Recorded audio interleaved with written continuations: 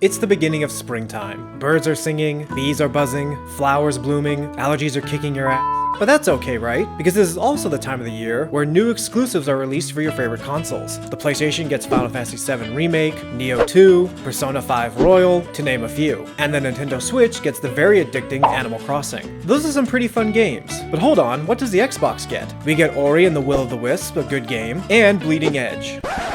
Oh boy. To say that Bleeding Edge at the time of making this video is a disappointing launch exclusive title for Microsoft would be an understatement. Ninja Theory, the developers of Bleeding Edge, the same company that gave us memorable titles such as Hellblade, Kung Fu Chaos, and the cringeworthy emo Dante from DMC Devil May Cry. Still a good game though. To say that Ninja Theory knows how to create exciting story-driven games with great fighting mechanics would be a no-brainer. So why did they trip at the finish line with this game then? Bleeding Edge is a 4 vs 4 team-based fighting game with a cast of over-the-top yet fun, for the most part, characters. Let's start at the top with the opening intro. We are introduced to Demon hacking into what we think is either government or corporate files on cybernetic enhancements. It then leads to him and all his comrades being wanted for both the theft and participating in illegal arena fighting. A quick shootout scene, some fighting that all leads to a flashy end of why we fight nonsense. Like beating the out of each other would somehow show those evil corporate monsters not to mess with us, right? Now you would think that the whole hacking into corporate files and being shot at would set up a run-in later with these evil corporate villains then, right? No. Do we get an in-depth single-player story campaign? No. Do we at least get the character intro trailers like Rainbow Six Siege does for their characters, showing off their abilities and style for each character? No. We don't get any of that. This is a game that took a book right out of Overwatch when it first launched, when it comes to telling a story. In which case, there isn't one. We are treated to an intriguing world and characters with no story arcs to think of unless you count the half character bios they wrote in the workshop with extra small font print.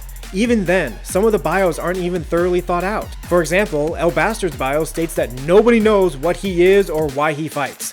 What? So if the game devs don't care to put in some heart into telling a short story on a character, why should we care about these characters at all then? I'm not asking for a full explanation on every single character, but giving the old mysterious character backstory translates to lazy writing in my opinion. It's a significant misstep since I like some of these characters and want to know more about them. From the katana-wielding demon, Chicken Legs Cass, and the heavy metal guitarist Nidhogger. You don't get to know any of these characters personally aside from the one-liners they have with each other before the start of a match and during combat. At times it feels like they shouldn't even bother with such an awesome trailer, luring us in and just to slam the door in our face.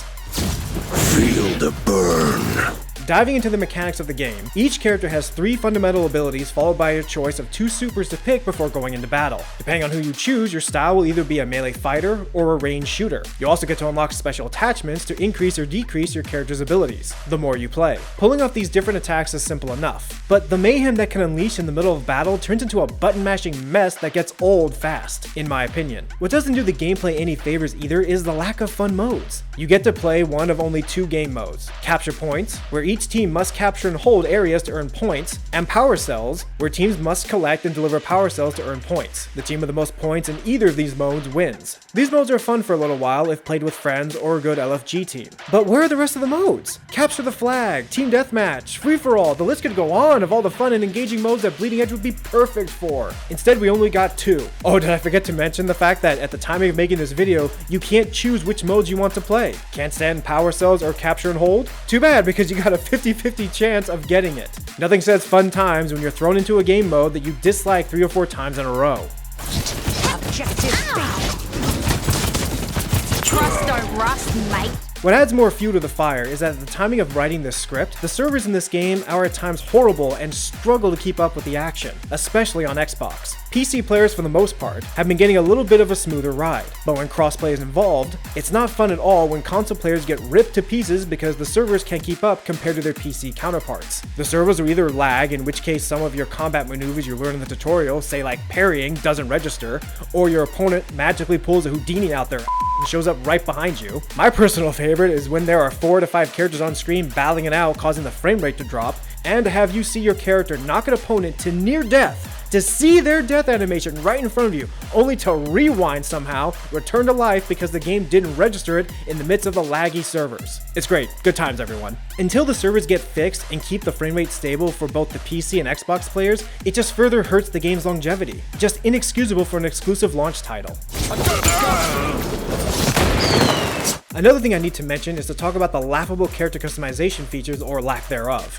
Each character has their own set of different outfits, aren't new alterations or over-the-top cosmetics. Nope, they are bland color palettes with little to no heart in them. You can literally feel the lack of imagination when Ninja Theory put these in the game. It's such a shame too, and a discredit to the overall interesting cast of characters.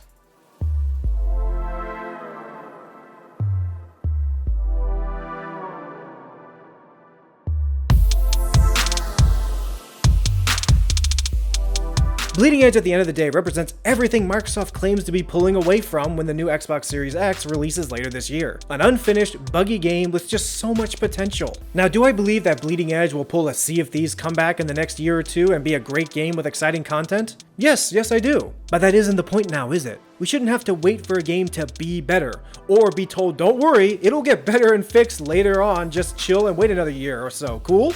Oh, we'll take that $30 now. No man, it's not cool! Especially when your competition is producing and releasing finished exclusives that put your lineup of exclusives to shame. Ninja Theory is a good studio with a track record of some great games, so I'm hoping that Bleeding Edge is the first and last major misstep this studio releases, and I truly hope that Microsoft has the nerves next time to look at an exclusive game for their millions of fans that isn't finished and say, no, send it back. We owe it to our fans to be better than this. One can only hope that this is the last time we will ever see a half-assed exclusive title released from this studio and from this company overall. Only time will tell, folks. Only time will tell. Shall be freed! Thank you so much for watching, and I hope you've enjoyed this video. If you have different thoughts or opinion on this subject, feel free to comment below. And don't forget to like, share, and subscribe for a lot more engaging content to come soon. Thanks again for tuning in, and I'll see you all next time right here in the War Room.